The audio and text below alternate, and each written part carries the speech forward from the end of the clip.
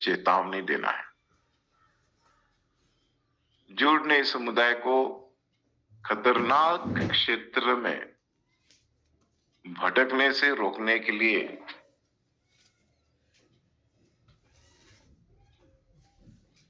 एक देहाती जिम्मेदारी महसूस की है। ऐसा करने में जुड़ दिखाता है कि झूठी शिक्षा कोई नई बात नहीं है।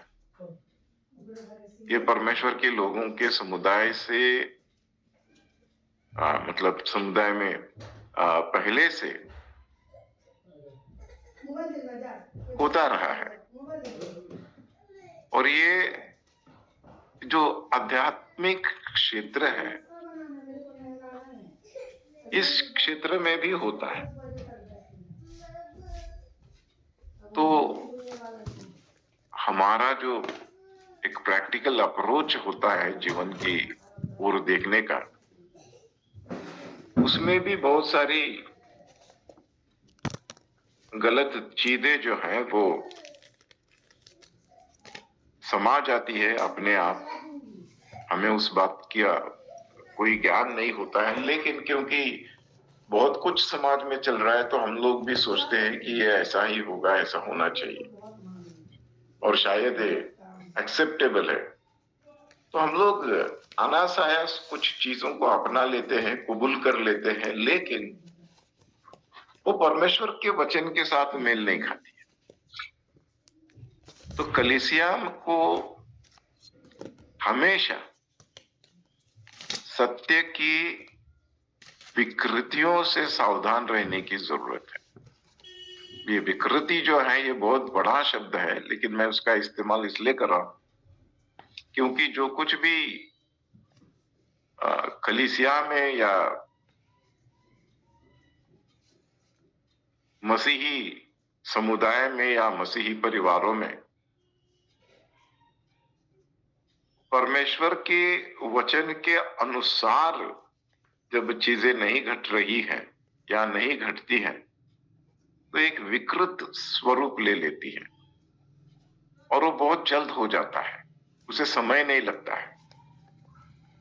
क्योंकि कोई भी बात ठीक करने में समय लगता है, किसी भी चीज को बिगाड़ने में ज्यादा समय की जरूरत नहीं है।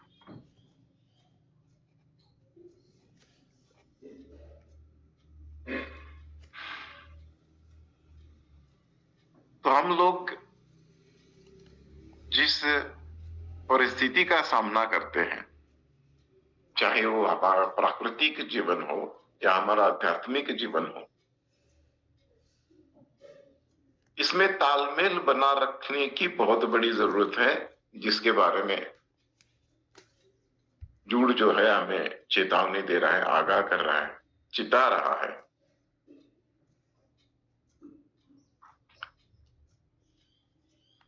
जुड़ हमें दिखता है कि हम सभी अपनी इच्छाओं को ईश्वर की इच्छा समझने की भूल कर सकते हैं। जुड़ यही दिखाने की कोशिश कर रहा है। क्योंकि जब हम लोग प्रार्थना भी करते हैं तो कुछ प्रार्थनाओं मैंने देखा है, सुना है, नेम इट, क्लेम इट, ये चाहिए, वो चाहिए, इतने समय में चाहिए, बहुत प्री कंडीशंस हम लोग परमेश्वर पर ही थोप देते हैं, लाद देते हैं। कहते हैं कि ये ऐसा ही होना चाहिए, और फिर कुछ वचनों का आधार लेते हैं, वचनों को कोट करना शुरू कर देते हैं कि इस वचन के अनुसार ऐसा हो, उस वचन के अनुसार ऐसा हो। परमेश्वर को उसी के वचनों में, उसी के शब्दों में पकड़ने की कोशिश करते हैं।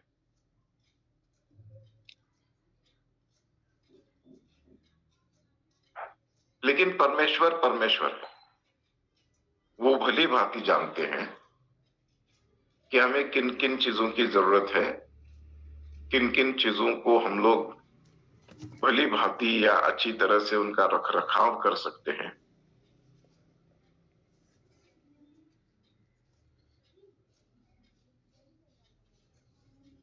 तो हम लोगों को ये चाहिए, समझने की जरूरत है कि परमेश्वर की इच्छा मेरे जीवन के लिए क्या है।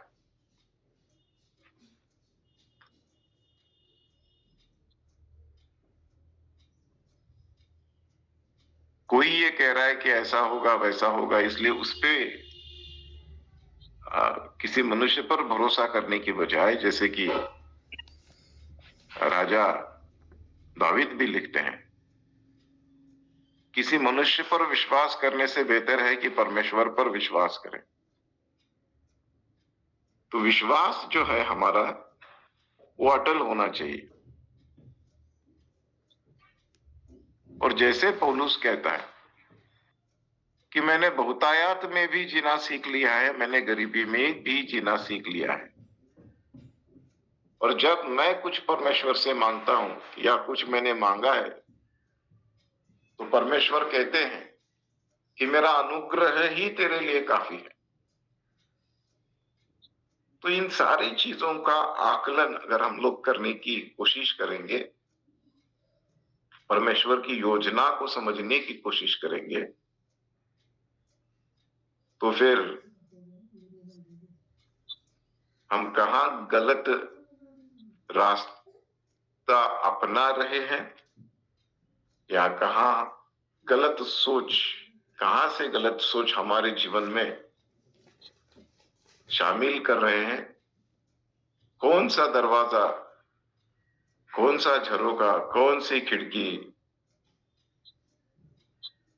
जहां से ये गलत बातें हमारे जीवन में प्रवेश करती हैं, उन पर नजर रखना लाजमी है, जरूरी है।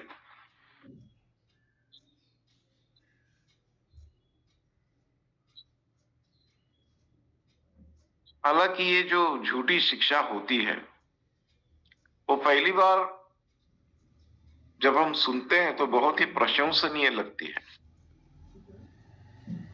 ईयर टिकलिंग, हमारे कानों की जो खुजली है उसको मिटाने की काबिलियत वो रखती है। और एक झूठा शिक्षक भी प्रामाणिक लगने लगता है।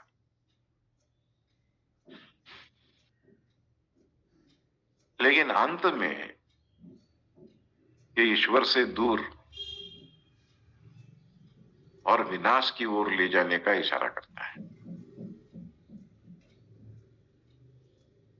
भटकने से बचने के लिए हमें आत्मा के मार्गदर्शन पर भरोसा करना चाहिए। As the Spirit leads and as the God wills, दो चीजें मसीही जीवन में बहुत मायने रखती है। जैसे आत्मा चलाता है और जैसे परमेश्वर की इच्छा, क्योंकि परमेश्वर की इच्छा के बगैर आत्मा से मार्गदर्शन ना ही मिलेगा और ना ही अगुवाई हो।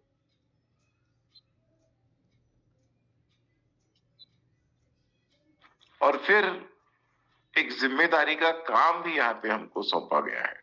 इन सारी पत्रियों में, खासकर जूड की इस पत्री में भी हमको याद दिलाने की कोशिश की जा रही है कि अन्य विश्वासियों को हमें जवाबदेह बनाए रखने में मदद करने के लिए।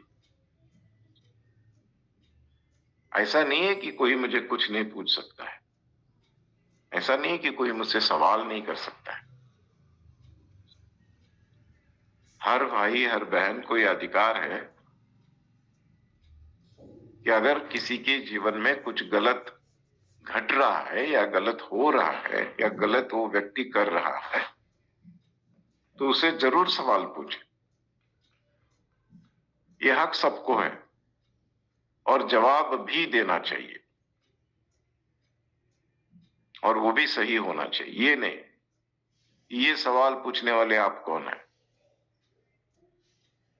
मेरा न्याय तो परमेश्वर करेगा, आपको न्याय करने का जिम्मा किसने सौंपा है? तो इन सारी चीजों से बचकर, क्योंकि ये भी एक झूठी शिक्षा है और ये कहीं से हम लोगों ने सुना है और फिर उसी का उपयोग हम लोग करते हैं।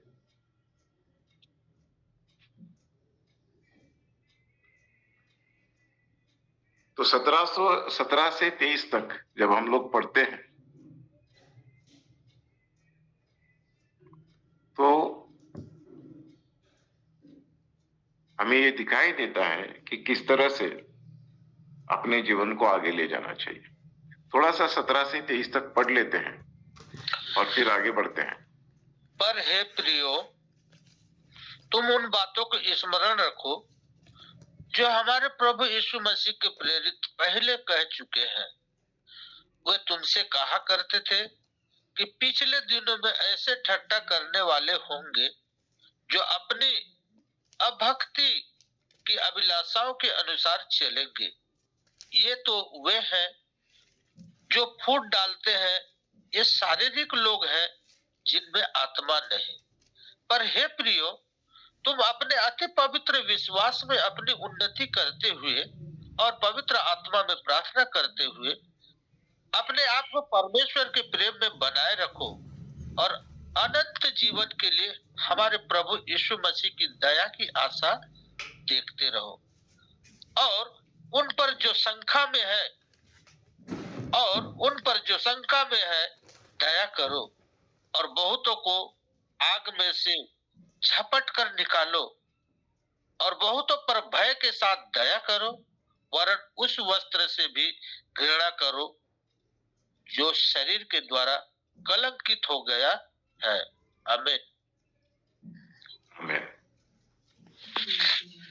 तो हमें इन सारे सुरक्षा उपायों का लाभ उठाना चाहिए।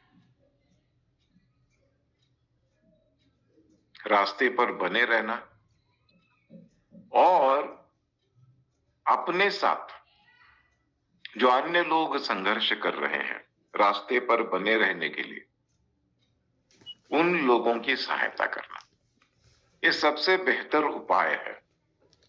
और इसलिए एक मन होकर, एकजुट होकर, एक विचारधारा के साथ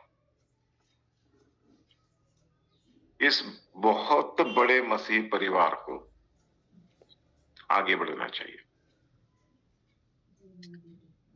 यहूदा में विश्वास के लिए साहसपूर्वक संघर्ष करके झूठ को उजागर करने के लिए प्रोत्साहित करता है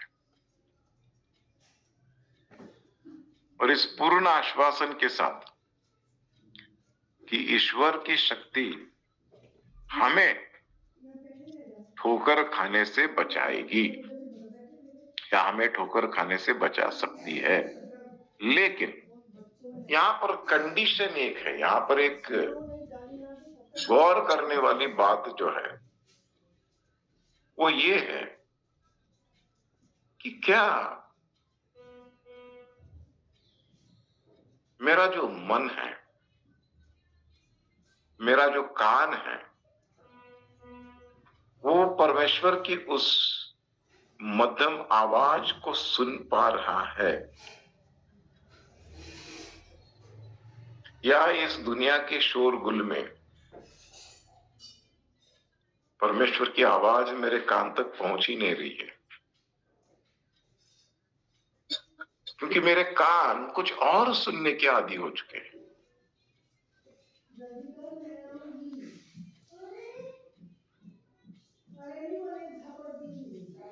तो हमें ये जो बात है, जो बहुत बड़ा एक इम्पोर्टेंट, बहुत ही महत्वपूर्ण हिस्सा हमारे जीवन का है कि हमारे कान अच्छी तरह से, ठीक तरह से ट्यून किए हुए हो, जो परमेश्वर की आवाज को सुन पाए। पुराने जमाने में रेडियो हुआ करते थे, आज भी है, एफएम लोग कुछ सुनते हैं तो उनको ट्यून करना पड़ता है, तभी वो जो स्टेशन सुनना चाहते हैं उसकी आवाज उन तक पूरे स्ट्रेंथ के साथ, पूरे सिग्नल के साथ पहुंच सकती है। आजकल एफएम चलता है। पुराने जमाने में जो ट्रांजिस्टर हुआ करते थे उसमें मीडियम वेव था, शॉर्ट वेव था और लॉन्ग वेव था। लॉन्ग वेव तो हमारे यहाँ पे कभी आया नहीं, लेकिन मीडियम वेव और शॉर्ट वेव आता था। तो उसके लिए एक एंटेना दिया जाता था उस ट्रांजिस्टर को। तो ट्रांजिस्टर का एंटेना खींचना है और फिर उसका रुख जो है उस तरफ करना है जहां से सिग्नल अच्छी तरह से आता है।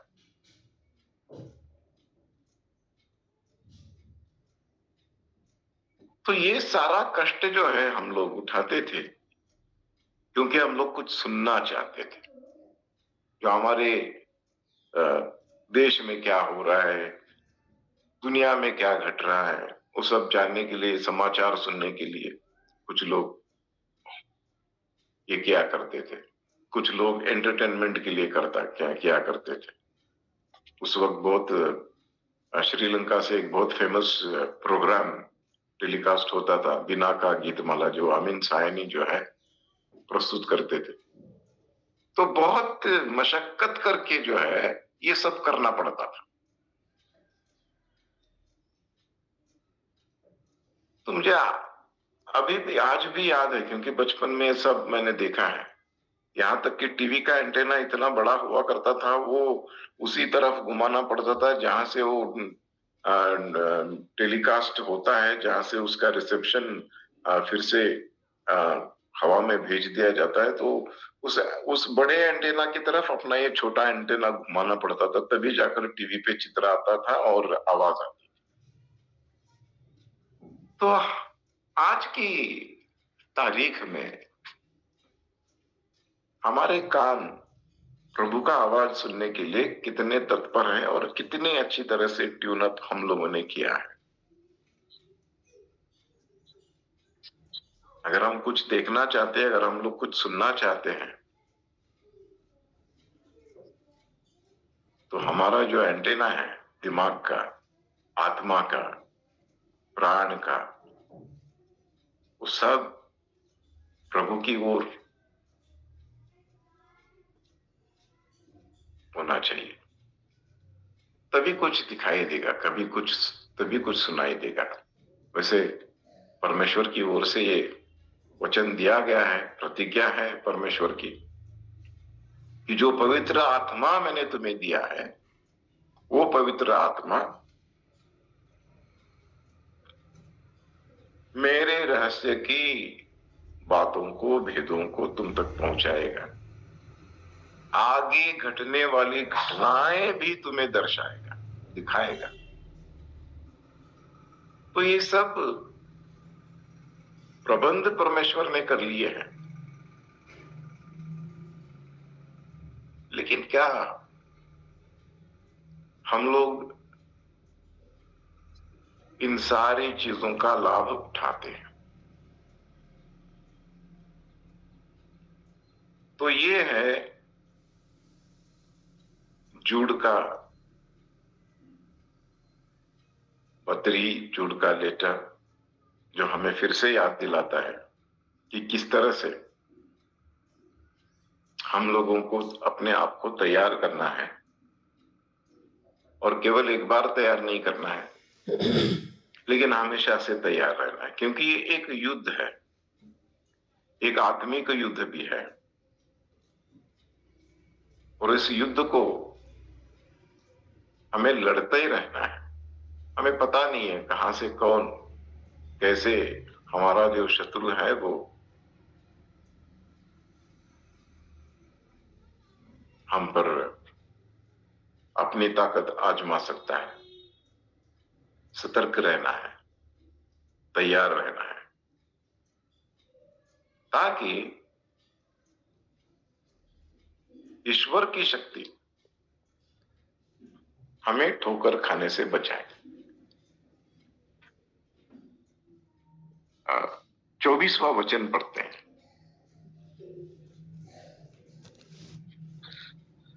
अब जो तुम्हें ठोकर खाने से बचा सकता है और अपनी महिमा की भरपूरी को सामने मगन और निर्दोष करके खड़ा कर सकता है। उस अद्वितीय परमेश्वर हमारे उद्धारकर्ता की महिमा और गौरव और पराक्रम और अधिकार हमारे प्रभु यीशु मसीह के द्वारा जैसा सनातन काल से है, अब भी हो और युगायुग रहे। आमेन, आमेन। आमेन। तो परमेश्वर हमें बचा सकता है ठोकर खाने से, तो उसके लिए उसके साथ हमारा ट्यूनिंग होना जरूरी है, अच्छा ट्यूनिंग रहना जरूरी है। रोज देखना है, सुनना है, ताकि अपने विश्वास में स्थिर बने रहे और अन्य लोगों को भी स्थिर बनने में सहायता और मदद कर सके। क्योंकि हमें केवल अपने बारे में नहीं सोचना है, अन्य लोगों के बारे में भी सोचना है। तो ये जुड़ की किताब है, जुड़ की पत्री है, और आज इसका समापन होगा। तो जो हम लोगों ने इसमें से सीखा है उसको अपनाएंगे और यही कोशिश लगातार करते रहेंगे कि हम लोग अपने आप को भी तैयार रखेंगे, अपने आप को भी तैयार करेंगे और दूसरों को भी भली भांति तैयार करके परमेश्वर के सम्मुख जाने में उनकी सहायता और मदद करेंगे। तो यहीं पे रुकते हैं आज, मतलब जुड़ की किताब को लेकर। लेकिन जैसे मैंने कहा था कि हम लोग जाने वाले हैं प्रकाशित वाक्य की किताब की ओर, बुक ऑफ रेवलेशन। तो बुक ऑफ रेवलेशन एक ऐसी किताब है